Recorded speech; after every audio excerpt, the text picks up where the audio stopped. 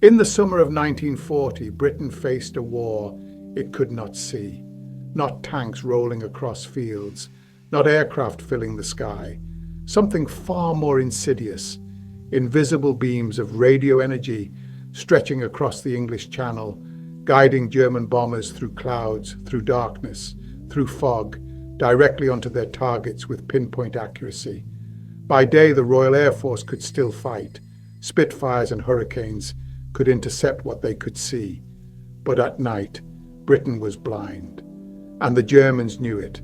Then a 28-year-old physicist, the youngest man ever invited into Churchill's cabinet room, explained to the Prime Minister that the Luftwaffe had already solved the problem of night bombing. The aircraft could now strike within 100 meters of any target, in total darkness, without ever seeing the ground. Churchill called it one of the blackest moments of the war. This is the story of Reginald Victor Jones, the scientist who dismantled Germany's navigation beams one by one, who blinded their radar networks with nothing more than strips of aluminium foil, and who ran a web of double agents to deceive Hitler's vengeance weapons into missing their targets by miles. The Third Reich built the most sophisticated electronic warfare systems of their age, and one British physicist, armed with intuition, intelligence reports, and an inveterate love of practical jokes, made absolute fools of them all. Reginald Victor Jones was born on the 29th of September, 1911, in Herne Hill, a working-class neighbourhood in South London. His father, Harold, had served as a sergeant in the Grenadier Guards before becoming a postman. There was no family fortune, no aristocratic connections, no path laid out for him, just a sharp mind and a relentless curiosity. Jones won a scholarship to Wadham College, Oxford, one of the few routes a working-class boy could take into the elite world of British academia. He did not waste the opportunity. He graduated with first-class honours in physics in 1932 and completed his doctorate by the age of 23. At the Clarendon Laboratory, he worked under Professor Frederick Lindemann, a man who would later become Lord Cherwell, Winston Churchill's personal scientific advisor. This connection would prove decisive, but Jones earned his place through results, not patronage. On the 27th of April 1937, he achieved something remarkable. He detected an aircraft in flight using infrared radiation. It was probably the first time anyone had ever done this. Yet Jones possessed something beyond technical brilliance. The New York Times would later describe him as a master practical joker, puzzle solver, and hoaxer. He even delivered public lectures on what he called the theory of practical joking and its relation to scientific method. This was not frivolity.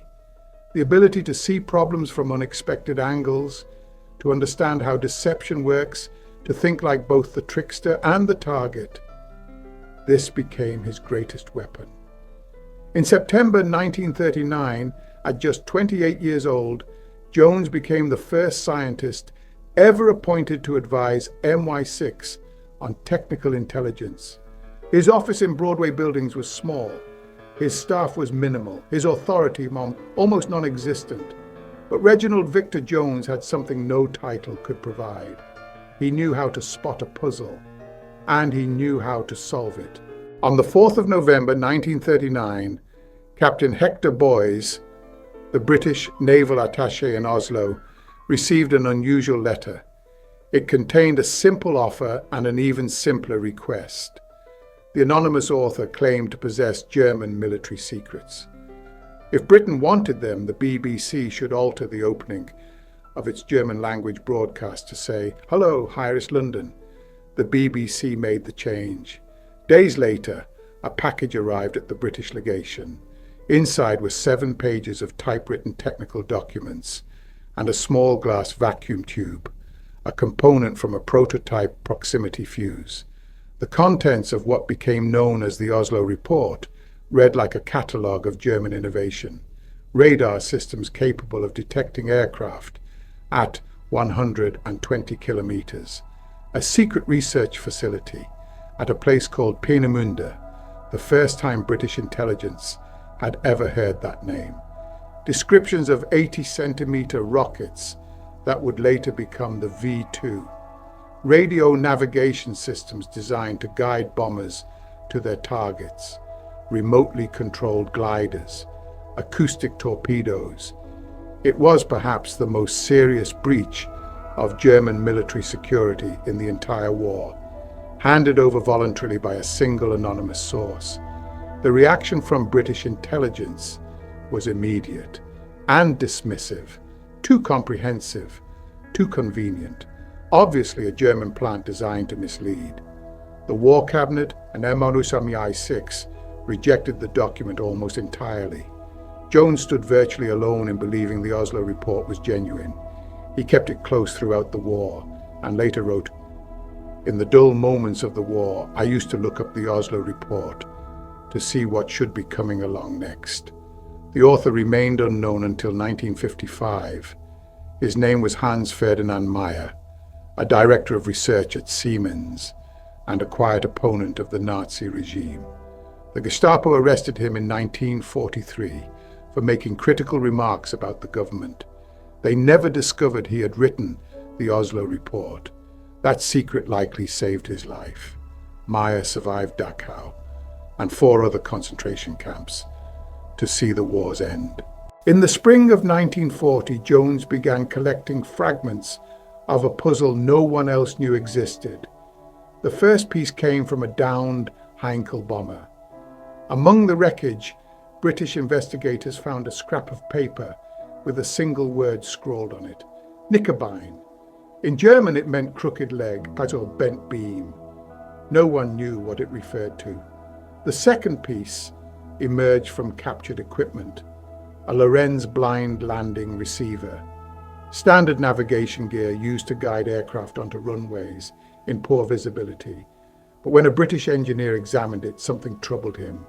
This receiver was far more sensitive than anything required for landing.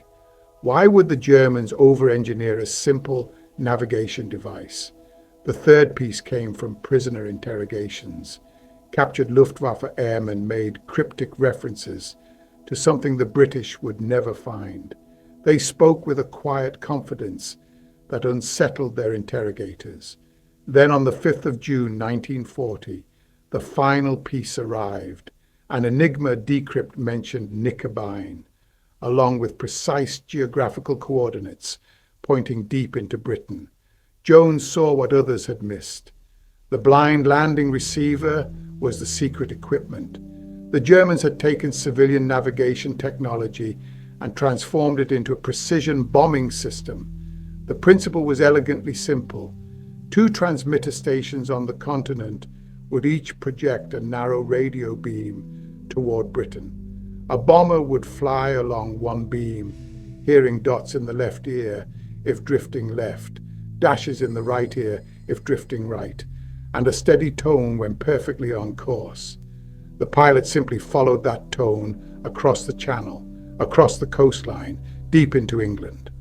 When the second beam crossed the first, he released his bombs. The intersection point could be placed anywhere: a factory, a port, a city centre. Accuracy, within a few hundred meters, at ranges exceeding 200 miles, at night, through cloud, without ever seeing the target. Britain might still win the daylight battle of Britain. Spitfires and hurricanes could intercept what they could see. But after sunset, the country lay completely defenseless. German bombers could strike with impunity, guided by invisible beams that British defenses did not even know existed. And the Luftwaffe knew it. The 21st of June, 1940. 3 weeks had passed since the evacuation at Dunkirk. 3 weeks since 300,000 British and Allied soldiers had escaped the beaches, leaving behind their tanks, their artillery, and any illusion that this war would be short. France had surrendered. The Wehrmacht stood on the Channel coast, close enough that on clear days, German officers could see the white cliffs of Dover through their binoculars. Britain stood alone against the most powerful military machine Europe had ever seen.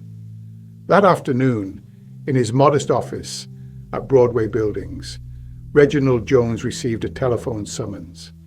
The caller informed him that his presence was required at number 10 Downing Street. Immediately, Jones was certain it was a practical joke. He had spent years perfecting elaborate pranks on colleagues and fully expected someone was now returning the favour. He ignored the message. A second call came, then a third.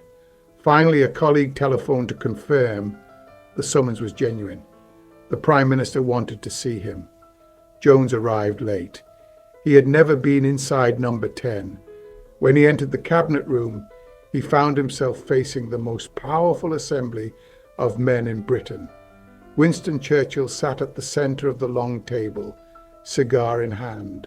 Frederick Lindemann, Jones's former professor at Oxford, now elevated to the role of Churchill's personal scientific advisor, was present. So was Air Chief Marshal Sir Hugh Dowding, the man responsible for defending British skies as Commander of Fighter Command. Sir Henry Tizard, the government's most senior scientific advisor, sat nearby. Around them gathered cabinet ministers, intelligence chiefs and senior military officers, men who controlled the fate of the nation. Jones was 28 years old. He held no significant rank. He had no military authority. He was by far the youngest person in the room, and quite possibly the least important by any conventional measure. Churchill turned to him and asked a technical question about the German beam system. Jones understood that a simple answer would not suffice. The men in this room needed to understand not just what the beams were, but why they mattered, and why they should believe a junior scientific officer over the doubts of more senior experts. He made what he later admitted was an audacious request. Might he, Jones asked, be permitted to tell the story right from the start? The room fell silent. Then Churchill, to the visible surprise of those present, agreed. For 20 minutes, a physicist from a working-class family in South London commanded the attention of Britain's entire war leadership. He explained the fragments of evidence, the scrap of paper from the downed Heinkel, the oversensitive Lorenz receiver, the cryptic remarks from prisoners, the Enigma decrypt with its coordinates pointing inland. He described how the German system worked, the intersecting beams, the audio signals guiding pilots through darkness, the precision that made every target in Britain vulnerable. He laid out, in terms no one could misunderstand, exactly what this technology meant.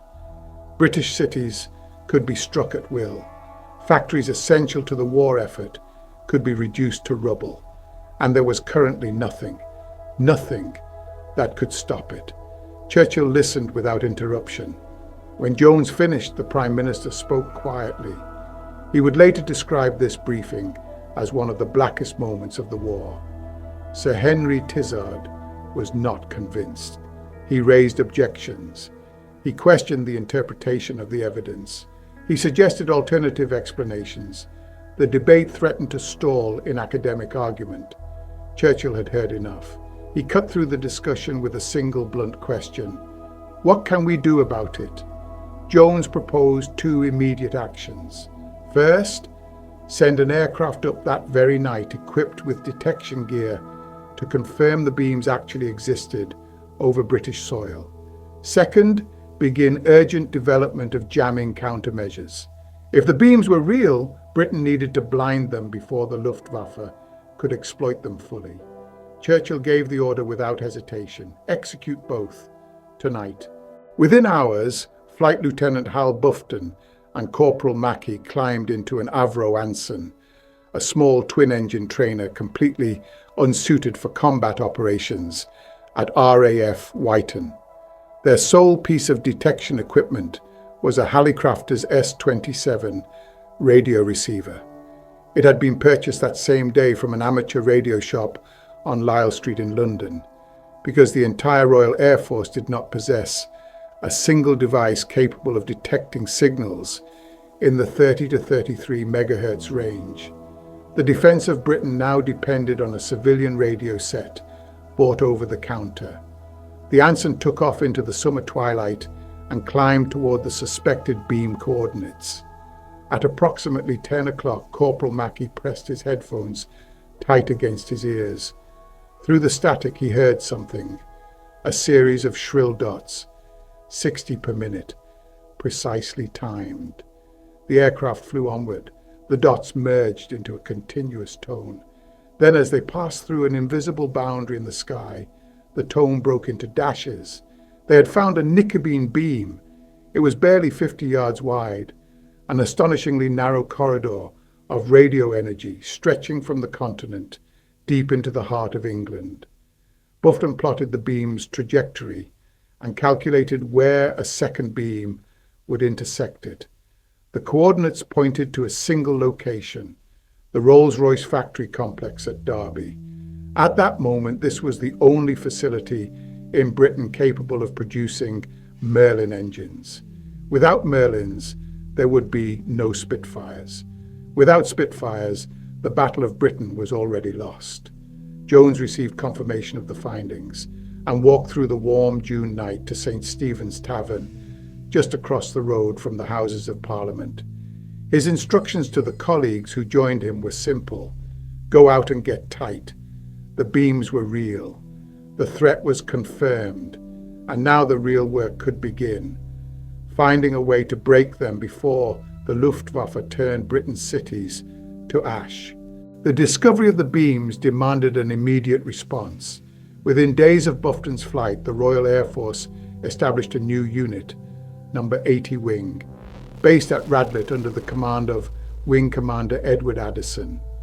Their official motto captured their mission perfectly: confusion to our enemies. The first countermeasures were improvised from whatever could be found. Engineers requisitioned medical diathermy machines from hospitals across Britain, devices normally used for physiotherapy treatments. These machines could generate radio interference on the Knickebein frequencies. They were crude, underpowered, and barely adequate for the task. But they were available immediately, and in June 1940, time mattered more than elegance. More sophisticated methods followed. British transmitters began broadcasting false dot signals alongside the real German beams, creating multiple phantom course lines. Luftwaffe navigators who had been trained to trust their instruments completely now found themselves following what appeared to be valid signals directly into empty countryside. Other jammers employed a technique Jones called beam bending.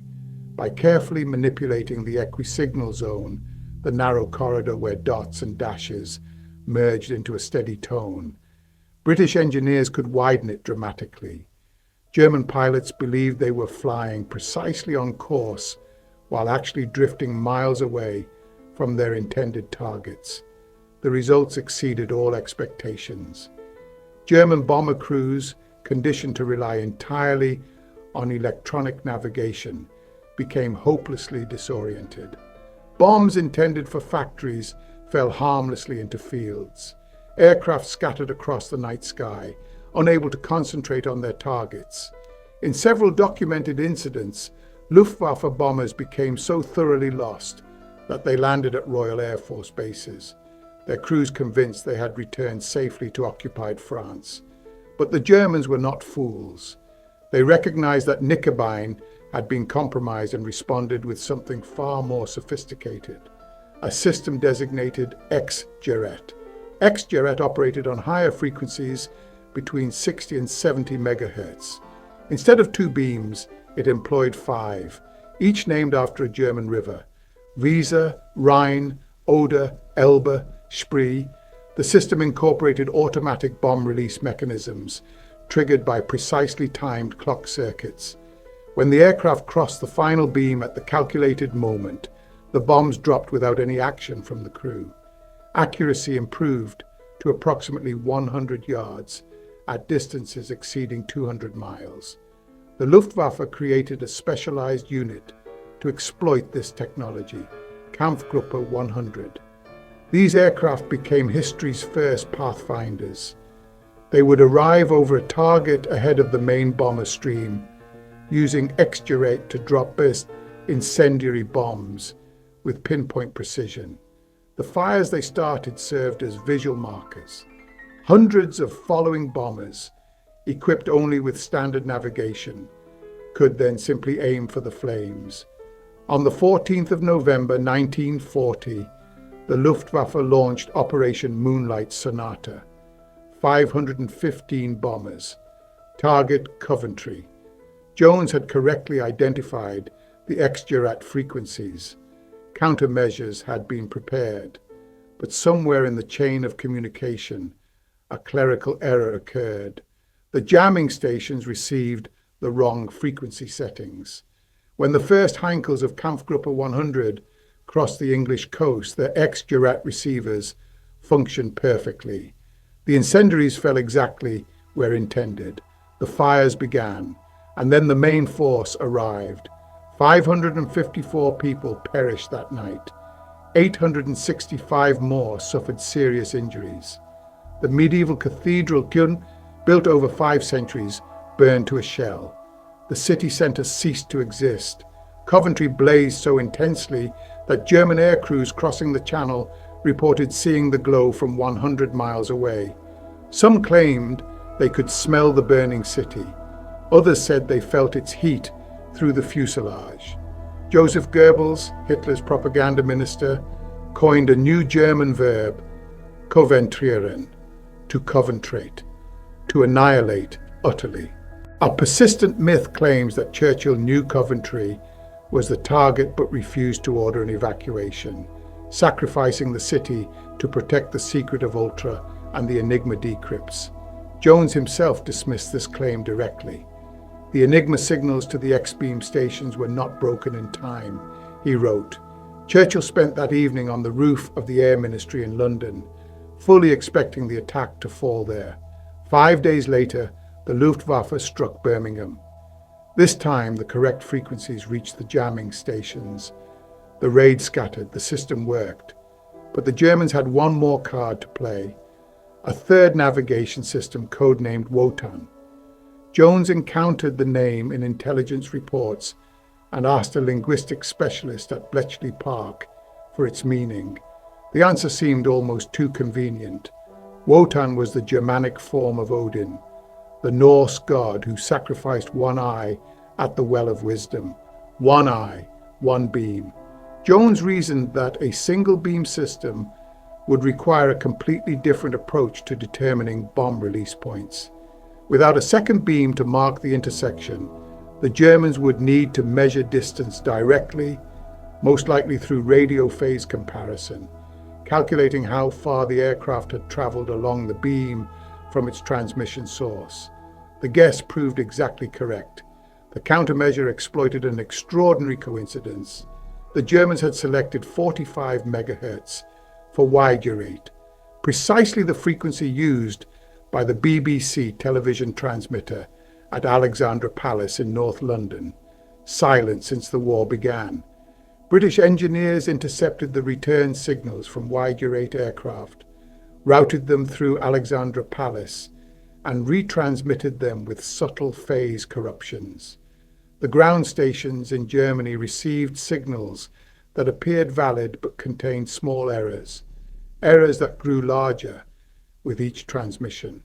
Rather than jamming the system, obviously, Jones increased the interference gradually over weeks. German air crews began reporting unexplained inaccuracies. Ground controllers insisted their equipment was functioning perfectly. The crews blamed the controllers blamed the crews. Mutual suspicion poisoned the entire operation. Jones later reflected on this with evident satisfaction.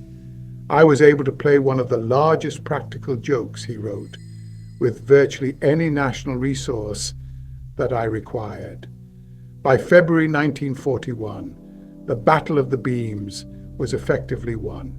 The Luftwaffe had lost all confidence in electronic navigation. They never deployed another beam system against Britain for the remainder of the war.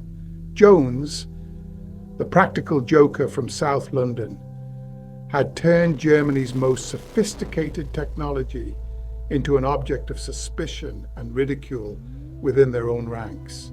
The Battle of the Beams had been won, but by late 1941 a new crisis was emerging, and this time the threat came not from German navigation systems guiding bombers to Britain, but from German defences intercepting British bombers over Europe. Royal Air Force Bomber Command was suffering unsustainable losses.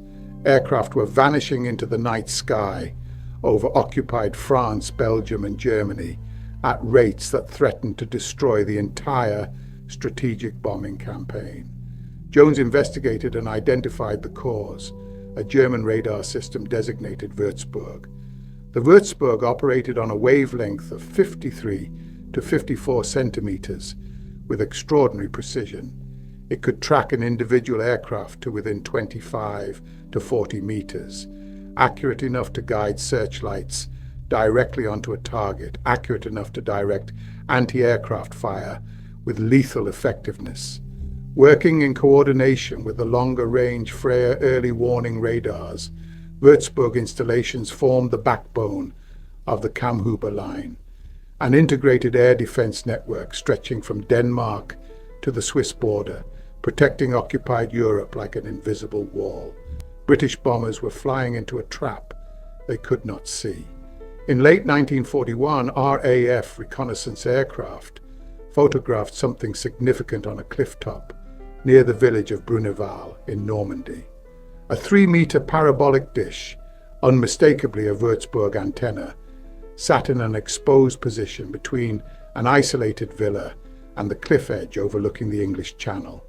The location was provocative, 12 miles from Le Havre, lightly defended, close to the sea.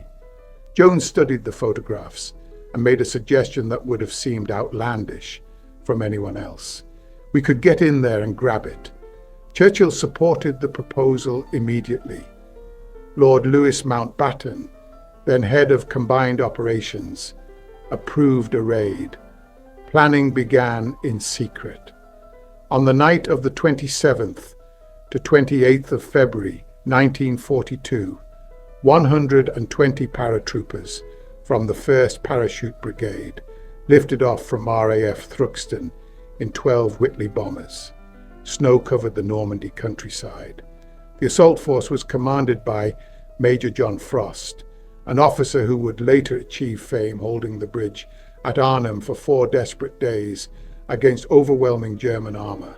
But the most critical man in the operation held no combat rank at all. Flight Sergeant Charles William Henry Cox had been a cinema projectionist before the war. He was now considered one of the finest radar mechanics in Britain, perhaps the only man capable of identifying which components of the Würzburg were essential and which could be left behind. Cox had compressed 6 months of parachute training into 2 frantic weeks. He had never jumped from an aircraft before volunteering for this mission. The importance of Cox's knowledge created a problem. He understood British radar secrets that could not be allowed to fall into German hands. A soldier was assigned to remain at his side throughout the operation, not as a bodyguard, but with specific orders. If capture appeared imminent, Cox was to be prevented from being taken alive. The paratroopers landed in snow-covered fields shortly after midnight. The assault teams moved toward the villa through darkness. Resistance was lighter than expected. Most of the German garrison was sheltering from the bitter cold inside the main building. The villa fell quickly. Cox reached the Würzburg installation and began his work. Most of his toolkit had been lost during the parachute drop, scattered across the frozen landscape in equipment containers that could not be found. He was left with a single screwdriver. What followed was later described in his medal citation. Flight Sergeant Cox had only a few minutes to complete a task which had previously been estimated to require half an hour, and during this time he was continuously under enemy fire. Working by torchlight, bullets Snapping overhead, Cox methodically dismantled the components that mattered: the receiver unit, the transmitter, the pulse generator, the control panels. Beside him, soldiers provided covering fire against German positions that were now fully alert to the intrusion. German reinforcements began arriving from nearby garrisons. The situation at the villa grew increasingly desperate. Major Frost ordered withdrawal to the beach, 300 feet below the cliffs. The evacuation was supposed to be coordinated by radio, but the radios had failed, damaged in the drop or malfunctioning in the cold. The assault force reached the beach to find it empty. The 6 landing craft assigned to extract them were nowhere in sight. Unknown to Frost, the naval force had detected a German patrol vessel and withdrawn to avoid compromise. For several agonizing minutes, 100 men crouched on an exposed beach, taking fire from German positions on the clifftop above, with no means of communication and no sign of rescue. Frost made a decision. He fired an emergency signal flare into the night sky, a desperate beacon that could attract German reinforcements as easily as British vessels. 6 landing craft emerged from the darkness. They had seen the flare. The evacuation proceeded under continuous fire from the cliffs. Men scrambled aboard the boats while rounds struck the water around them. Within 30 minutes, the force was at sea and heading for England. British casualties were remarkably light. 2 men lost their lives, 8 were wounded, 6 were captured, but they had brought back everything that mattered: the Würzburg receiver, the transmitter components, the control mechanisms, and 1 German radar technician seized during the assault and carried bodily to the boats. Analysis of the captured equipment revealed critical intelligence. The Würzburg used modular construction, designed for easy field maintenance, which also meant predictable component layouts. The full frequency range was now known, and it was narrow enough to be vulnerable to jamming. German operators, the technician revealed under interrogation, were less thoroughly trained than their British counterparts. Most importantly, the captured Würzburg confirmed a theory Jones had long advocated. The radar operated on wavelengths that could be disrupted by simple metallic strips, aluminium foil cut to specific lengths. The concept was called window, and it would work. 6 months later, Jones was scheduled to accompany the disastrous raid on Dieppe as a technical observer. A secret order existed for that operation as well. If R.V. Jones appeared likely to fall into enemy hands, he was to be shot by his own side. He knew too much to be captured. The Dieppe raid was a catastrophe. Jones did not participate, but the Bruneval operation, his operation, had delivered exactly what Britain needed to begin blinding German radar across an entire continent. The idea was almost embarrassingly simple. As early as 1937, Jones had theorized that strips of metal foil falling through the air might create radar echoes. The physics were straightforward. If the strips were cut to half the wavelength of the radar frequency, they would resonate and reflect signals out of all proportion to their actual size. A cloud of aluminium confetti could make a single aircraft look like 1,000.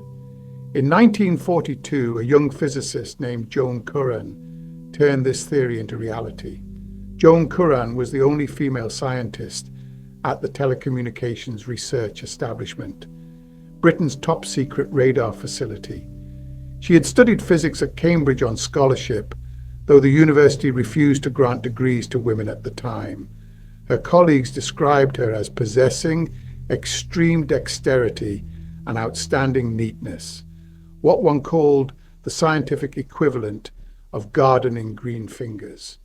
Very early in 1942, Joan conducted the crucial experiment. At home, she cut up metal foil with her household scissors. Then she organized the dropping of these strips from an aircraft at Christchurch Aerodrome, while radar stations observed from the ground. Her husband, Sam, later recalled the result. The effects on the radar screens were truly amazing. It looked as if a large fleet of aircraft was present. The technology worked. It was cheap. It was simple. And it could blind German radar completely. By April 1942, Window, as the technology was codenamed, was ready for operational deployment.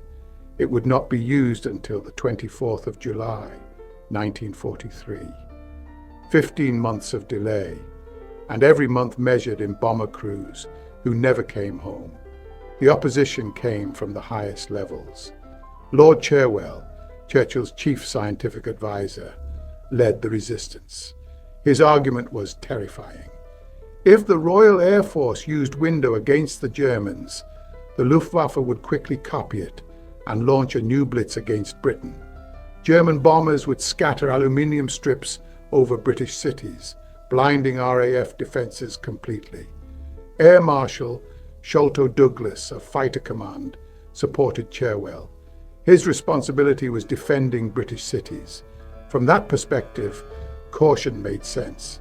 Standing against them was Air Marshal Arthur Harris, Bomber Harris, Commander-in-Chief of Bomber Command. Harris watched his crews perish raid after raid, while the debate continued. By spring 1943, he argued, the strategic situation had shifted.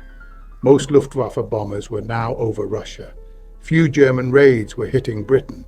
Far more British bombers were heading to Germany than the reverse. Harris wrote bitterly about such delays. The biggest mistake anybody can make militarily is to credit themselves with being so damn clever that between two evenly balanced industrial nations, you dare not disclose a weapon to the enemy for fear of giving him something he does not already have. The deepest irony, Germany had already developed identical technology. They called it Doppel. German scientists understood as early as 1940 that aluminium strips could blind radar, and Hermann Göring had banned its use for exactly the same reasons Cherwell opposed Window. Both sides possessed the same weapon. Both sides refused to deploy it. Both feared the other would copy what they already had. On the 15th of July, 1943, Churchill attended a critical meeting. Harris finally received permission.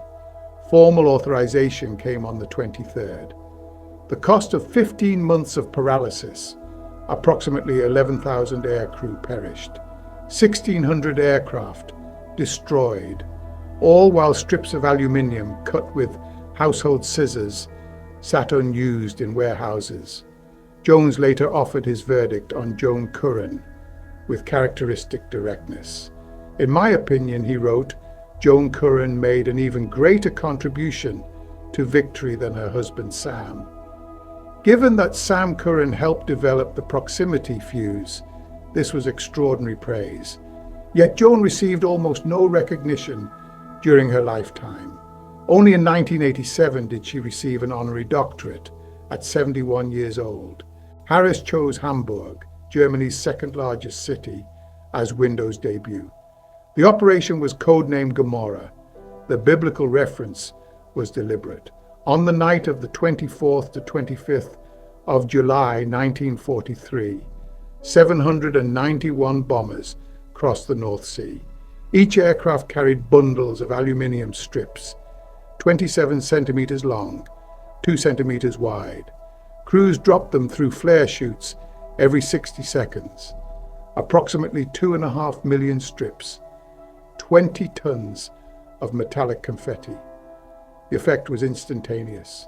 General Joseph Kammhuber, commanding German aerial defense, described it simply. The whole defense was blinded in one stroke. Radar screens showed 12,000 aircraft instead of 700. Master searchlights wandered aimlessly across the sky. Anti-aircraft guns fired randomly or fell silent. Night fighters launched into darkness, their radar swamped with phantom targets. British signals intelligence listened to the unfolding disaster. German controllers growing frantic, operators unable to make sense of screens showing thousands of bombers. Of 791 aircraft, only 12 were lost, 1.5%. Normal losses exceeded 6%. Window had reduced casualties by 75% in a single night. 3 nights later, the 27th to 28th, Bomber Command returned. 787 aircraft dropped 2,300 tons of bombs in 50 minutes across an area 2 miles by 1 mile. What happened next had never occurred before in human history. The concentrated fires merged into a single entity, a thermal cyclone 3.5 kilometers wide. Hurricane-force winds exceeding 240 kilometers per hour roared through streets, feeding the inferno. Temperatures at the center reached 800 degrees. Flames rose 400 meters into the sky. 19-year-old survivor Kate Hofmeister described what she witnessed. We could not cross the Eiferstrasse because the asphalt had melted. There were people on the roadway, some already gone, some still alive, but stuck in the asphalt. They were on their hands and knees, screaming. Between 37 and 42,000 civilians perished. 1 million fled the city. Armaments Minister Albert Speer was interrogated after the war. His assessment was blunt. If you had repeated this success on 4 or 5 other German towns, we would have collapsed. Strips of aluminium cut with household scissors had transformed strategic bombing overnight. The Oslo report had mentioned rockets at Peenemünde back in 1939. By 1943, the fragments were converging. Recorded conversations of captured generals, maps smuggled by Polish workers, reconnaissance photos showing cylindrical objects on trailers. On the 29th of June, the War Cabinet met. Duncan Sandys presented the intelligence. Lord Cherwell dismissed it as a mare's nest, an elaborate hoax. Liquid-fueled rockets of that size were technically impossible. Churchill summoned Jones. Methodically, Jones dismantled each objection. Churchill ordered the attack. Operation Hydra struck Peenemünde on the night of the 17th of August. 596 bombers, 40 aircraft lost, 243 aircrew perished, but 2 irreplaceable German scientists were among the casualties. The V2 program was delayed by months. Jones now distinguished between 2 weapons. The V1, a cruise missile with distinctive ski-shaped launch ramps. He predicted it would strike on D-Day +7. The first V1s hit on the 13th of June 1944, exactly 1 week after Normandy. Of 9,500 launched, only 26% reached London. 6,184 lost their lives. British intelligence noticed V1s falling short of targets. Rather than celebrate, Jones exploited it. Double agents transmitted false impact reports, exaggerating strikes in North London while underreporting south and east. Germans adjusted aim accordingly in the wrong direction. The moral weight troubled many. Shifting impacts away from central London meant more weapons falling on working-class East End neighbourhoods. The V2 was unstoppable. First ballistic missile in history, 14 meters tall, traveling at over 2.5 times the speed of sound. Impact arrived before sound. No warning, no defense. The first struck Chiswick on the 8th of September. The government blamed defective gas mains. Of 1,400 V2s launched at Britain, 517 hit London. 2,754 perished, including 168 at a Woolworths store in New Cross, 33 of them children. No countermeasure was ever developed. The campaign ended only when Allied forces captured the launch sites. After that first meeting in June 1940, Jones wrote about Churchill. I had the feeling of being recharged by contact with a source of living power. Here was strength, resolution, humor, readiness to listen, to ask the searching question, and when convinced, to act. In 1946, Jones visited Churchill at Chartwell. The former Prime Minister lay in bed with a cold. He told his young visitor, Socrates said there would only be good government when philosophers became kings, and kings became philosophers. During the war, I had the power of a king, and with my power and your philosophy, we won. After the war, Jones refused to remain in intelligence under the proposed reorganization. He was forced out in bureaucratic turf battles. In 1946, he accepted the chair of natural philosophy at the University of Aberdeen, where he remained until 1981. His 1978 memoir, Most Secret War, became a classic. Historian A.J.P. Taylor called it the most fascinating book on the Second World War that I have ever read. Honors accumulated slowly. CBE in 1942 for Bruneval. Churchill wanted to award CB, but civil servants threatened to resign because Jones was merely a junior scientific officer. CB followed in 1946, Fellow of the Royal Society in 1965, Companion of Honor in 1994. His only regret was that his wife and mother had not lived to see it. American recognition proved equally significant. In 1993, the CIA created the R.V. Jones Intelligence Award and named him its first recipient for scientific acumen applied with art in the cause of freedom. Jones passed away on the 17th of December, 1997, aged 86. Former CIA Director James Woolsey delivered tribute at his memorial service. A classmate wrote his epitaph, "He did more to save us from disaster than many who are glittering with honors." Every time a modern aircraft releases decoy flares, every time an electronic warfare system blinds an enemy radar, somewhere in that technology lives the echo of a 28-year-old physicist who walked into Churchill's cabinet room in June 1940 and explained how to defeat an invisible enemy.